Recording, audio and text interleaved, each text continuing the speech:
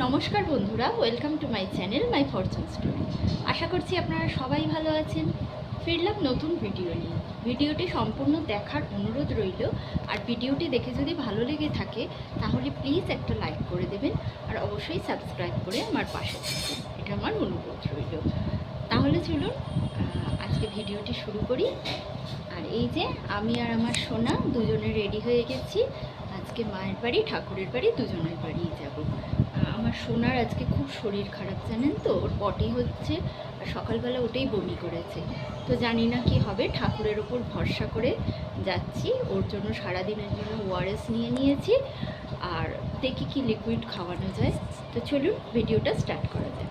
সকাল 4:30-র সময় উঠে আমি ফ্রেশ হতে গেছি বাথরুমে। এমন সময় দিব্যসোনা আমার উঠে প্রচণ্ড চেঁচাচ্ছে, কান্নাকাটি করছে। তো আমি এসে তাড়াতাড়ি করে বেরিয়ে এসে দেখলাম ও বিছানায় পুরো বমি করে ভর্তি করে রেখে দিয়েছে আর খুব কান্নাকাটি করছে। বলছে, মাম্মাম আমি বমি করে ফেলেছি আর আমি পটিও করে ফেলেছি। তো বাচ্চা মানুষ, ওকে আমার বলা আছে যে তুমি যদি বিছানায় এই সবগুলো করো আমারও কষ্ট হবে, তোমারও কষ্ট হবে। তো সেই জন্য ও ভয় পাচ্ছিল আর কেঁদে আমাকে জানাচ্ছিল। তা আমি বললাম, ভয়ের কিছু নেই, দাঁড়াও, তোমার শরীরটা খারাপ হয়েছে, তো আস্তে আস্তে ঠিক হয়ে যাবে। এরপর ওকে নামিয়ে আমি সমস্ত পরিষ্কার করে দিয়েছি। আর চাদর টাদরগুলো আমি না বেছাতে পারিনি, কোনো রকমে চাদরটাকে তুলেছি, যে চাদরে আর কি ও বমি করে দিয়েছিল সেই চাদরটা তুলে দেওয়ার পর কোনো রকমে বমিটা ধুয়ে আর আমি সব সিঁড়ির তলায় ওটাকে জড়ো করে একসাথে রেখে আর নিজে তৈরি হয়ে গেছি। কারণ কি জানেন তো, ঠাকুরের বাড়ি যেতে হবে, মায়ের বাড়ি যেতে হবে। বেরোবার প্ল্যান আছে আমার 7:30টার ভেতর। আর সেইখানে দেখুন, এখনই যদি ও এই জিনিসটা করে, এই যে এখন 4:30 বাজে, এখন এইটা করেছে।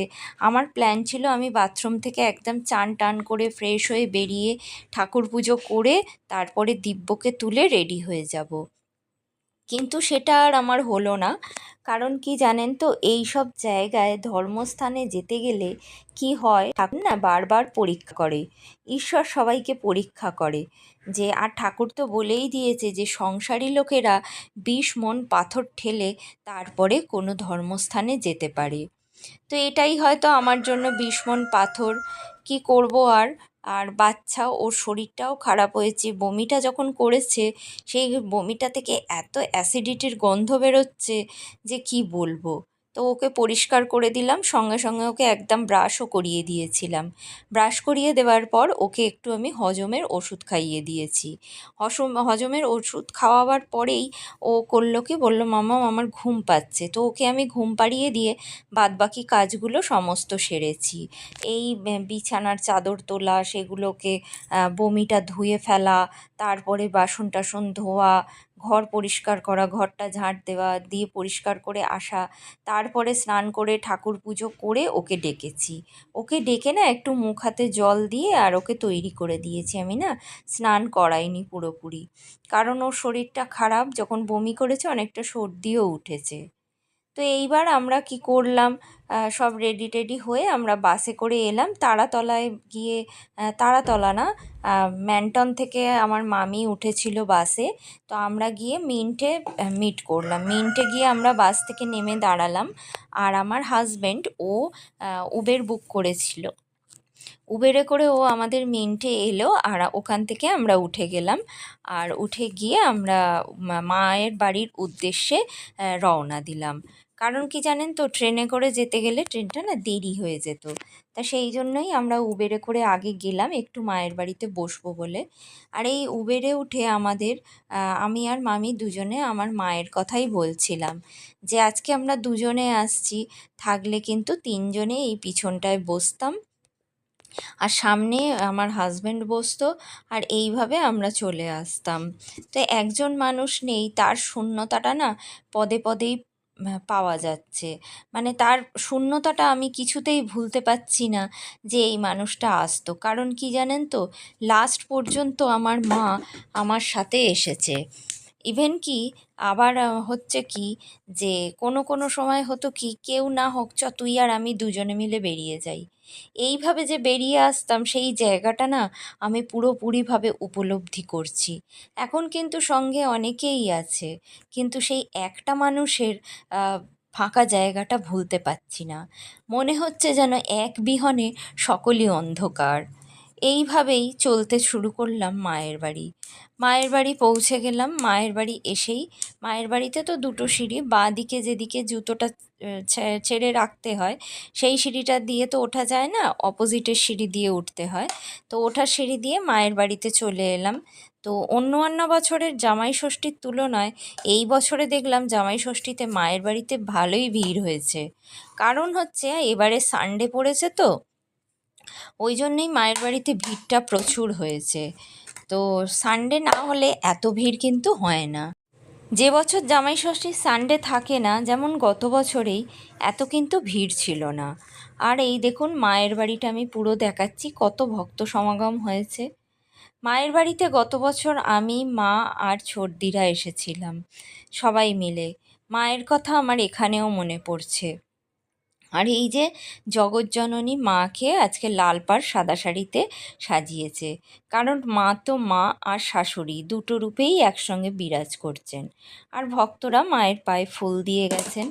মাকে দর্শন করে নিলাম, প্রণামও করলাম। সঙ্গে আমার ছেলে কি বলছে জানেন, আমার পাশে মাকে প্রণাম করতে করতে বলছে, মা ওগোকে তুমি কেন ফিরিয়ে দিলে না? তো যাই হোক, শিশু মনের ভগবানের কাছে আরতি আমি শুনলাম, কিছু বলিনি। এরপর মায়ের জন্য আমি নিয়ে এসেছিলাম কাঁঠাল, আমাদের গাছের কাঁঠাল। আর এই যে এখানে আম ওর বাবা এনেছিল, ডাব, মাকে যা যা দিতে হয় এইগুলো নিয়ে এসেছিলাম। কারণ আমার মাকে যা যা দিতে হয় সেইগুলোই কিন্তু আমি মায়ের জন্য নিয়ে এসেছিলাম। যে আমার তো মা আর সূক্ষ্ম শরীরে আছে, স্থূল শরীরে তো নেই। তো মা তুমি আমার মা হয়ে থাকো। আমি তো পিতৃহারা হয়ে গেলাম, এখন অনাথ। তাই তোমার কোলে আসাই আমার পক্ষে সবথেকে শ্রেয়কর। তো তাই তোমার কোলে এসে পড়লাম। এবার তুমি কিভাবে আমায় কোলে রাখবে সেটা তোমার ব্যাপার, আর আমার কর্মফল। তো মায়ের বাড়িতে দেখলাম, মায়ের বাড়িতে প্রণাম করলাম। বেশিক্ষণ দাঁড়াতে দিচ্ছিল না, দাঁড়ানো যাচ্ছিলও না, এত মানুষ এসেছে। তারপরে স্বামী শারদানন্দজির ঘরে গিয়ে আমরা প্রণাম করলাম। প্রণাম করবার পরে এই যে এখানে আমরা চলে এলাম চরণামৃত নিতে। এর মধ্যে আবার ছোটদিরাও পৌঁছে গিয়েছিল মায়ের বাড়িতে, যদিও আমরা একটু বসেছিলাম, তারপরে ছোটদিরা এসেছিল। তো এসে এবার হচ্ছে কি, আমরা চরণামৃত নিয়ে নিলাম, কারণ চরণামৃত নেওয়াটা একটা জরুরি। আমরা যেখানেই যাই না কেন, যে ধর্মস্থানে, সবারই উচিত আগে চরণামৃত নিতে হয়। তো চরণামৃত নিয়ে মায়ের কাছে আমরা প্রণাম সেরে নিলাম। প্রণাম সেরে এবার আমরা বেরিয়ে আসছি, চলে যাব কাশীপুর উদ্যানবাটির উদ্দেশ্যে। কারণ আমরা এখানে আজকে প্রসাদ নেব না মায়ের বাড়িতে, কাশীপুর উদ্যানবাটিতে আমাদের বলে রাখা আছে আমরা সেখানেই গিয়ে প্রসাদ নেব। তো ওখান থেকে আমরা আর উবের বুক করিনি, যেহেতু 6 জন, সেহেতু অসুবিধে হয়ে যাবে। তো তাই জন্য করলাম কি, ওখান থেকে আমরা অটোয় করেই চলে এলাম। অটোয় করে আমরা কাশীপুরের উদ্দেশ্যে রওনা হলাম।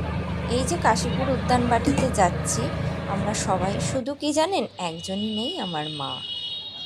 তো এখানে এসেই আবার ঠাকুরের জন্য তো মিষ্টি নিতে পারিনি, তাড়াহুড়োতে বেরোবার সময় বাস এসে গিয়েছিল, তাই জন্য ঠাকুরের জন্য মিষ্টি নিয়ে নিল। আর এই যে চলে এলাম আমরা কাশীপুর উদ্যানবাটিতে। তো ভিডিওটা বড় হয়ে যাবে বলে আমি এই পর্যন্তই রাখলাম আজকের ভিডিওটা। ফিরবো নতুন ভিডিও নিয়ে, ততক্ষণের জন্য সবাই ভালো থাকবে।